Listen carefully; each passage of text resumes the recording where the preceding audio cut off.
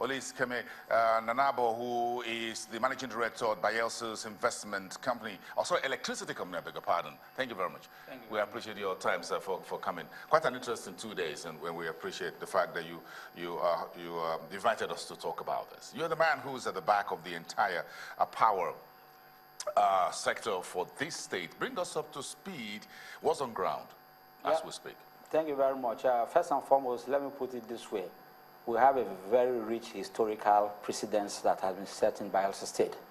In 1980, the first ever civilian government in River State constituted a commission of consultants to carry out a study to utilize all the natural gas flares that existed in River State.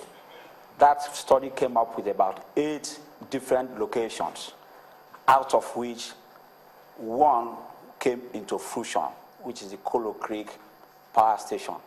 That power station started from nowhere. It actually started from below water level, developed, and that was a power station that we relied on as far back as 1996 until we sparsely got connected to the national grid through a 2x40 MVA transmission station at Bantor, which of course had limited capacity to carry in the entire state, so we dedicated that supply to only very critical areas in the state and still continued simultaneously with the power station in Colo Creek.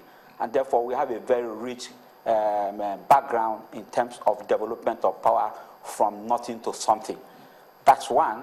Then secondly, you might not know, the LNG that we are talking about, just across here, about 10 kilometers away from here, the Shell Central Gas Gathering Facility delivers about 1.2 billion standard cubic feet of gas every day to the LNG in Bonin. And so the source of that LNG itself is from Bayelsa State. That's what is...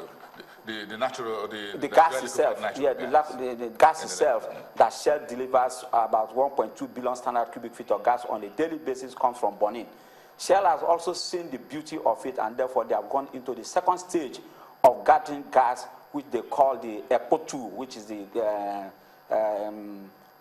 Bana Ubie stage, second phase.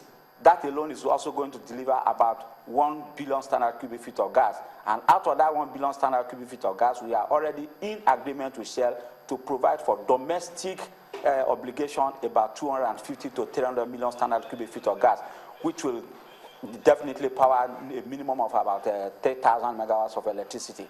And therefore, we are very prepared to start from nothing to something even at that end.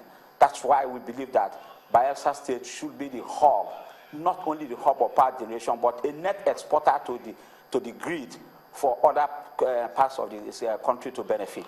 There are about 2-3 aspects of this conversation, and I just want us to talk to this. So you're sitting on oil and gas. You're sitting on very rich natural resource. You also have the green fields and a few other things. So there's a lot to talk about. But what challenges have you faced in being able to deliver this to the people? So let's start from the people of Bayelsa. Yeah, the first challenge we actually faced was with the IOCs.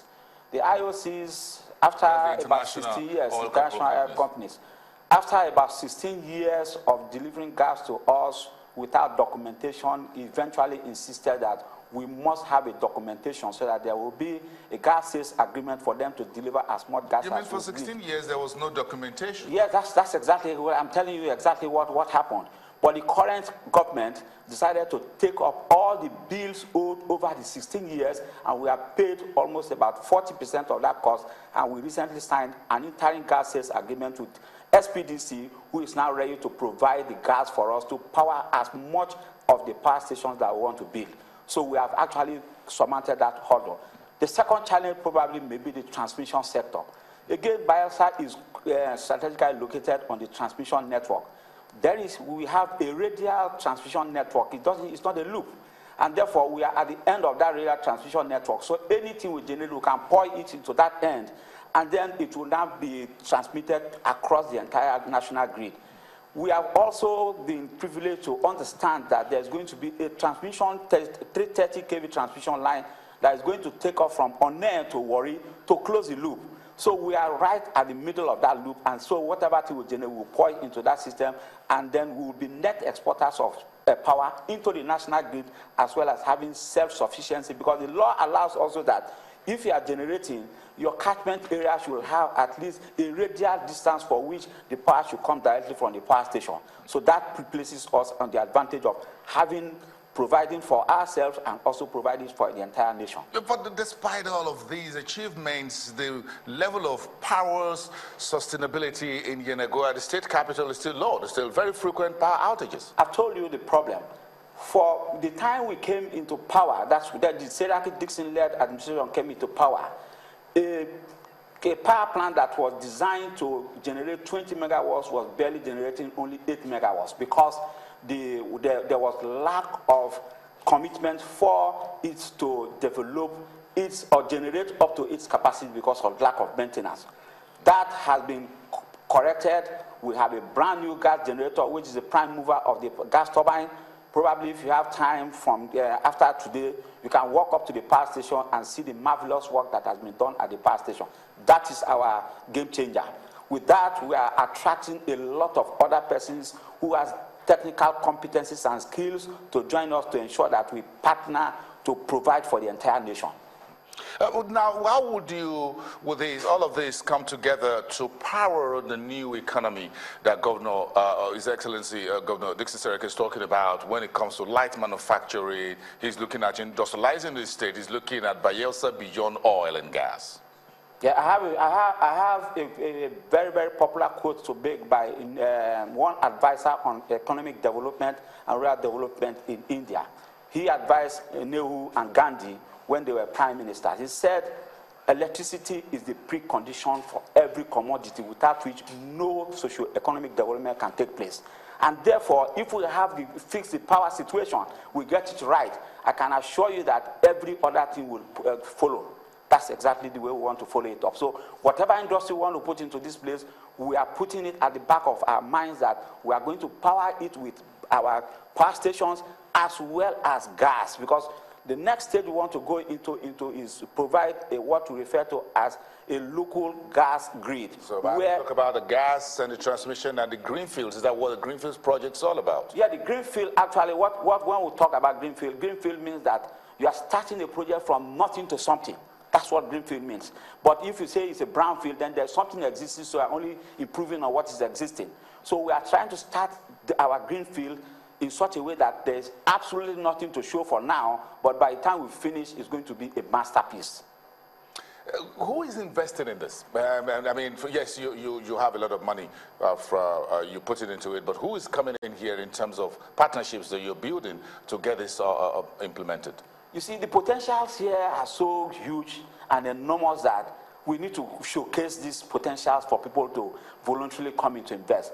I can tell you that we recently signed an 876 megawatts power generation park with an Israeli firm that is willing to bring out its own money to develop that power station so that it can pour it into the national grid. We also have another one for 500 megawatts. Already, that is already feasibility studies have been carried out to advanced level. And therefore, if we don't showcase these things, others will not know that these things are actually existing. People might think that all Bayelsa State has is waterlogged area without any other thing to offer. But I can tell you very beautifully that what we have here is equivalent to any other country in the world. And we'll be able to develop this thing with correct partnership and arrive at amazing results that will kickstart the industrial evolution that we are looking for in this country. We're going to end the round of the conversation back with bringing power to the people. Thank you. How soon will electricity be stable and sustainable for the 2 million people of Bayelsa State? Yeah, first and foremost, like I said, we are having two sources of electricity currently in the state. We have our own generated electricity, which is from the Kolo Creek Power Station, and we have also from the National Grid, which is about 2 by 40 megawatts transmission station. For the Kolo Creek aspect of it, we started generating about 1.5 weeks ago. Our constraint was that the loads that we are taking from that power station is rather too low. So instead of wasting the gas that is coming in, we decided to shut down the power station to get all the lines ready to accept the maximum load that the power station has. And so if we put all of them together, probably in the nearest future, let me not be very, very specific, but I can tell you that very, very soon, Bayelsans, particularly on the Kolo Creek grid, will begin to say that they are having over electricity and not under electricity. Okay, thank you. Olis Kemenanabo. Thank you very much, sir, for coming on the program, this very special edition of the show. We appreciate your time.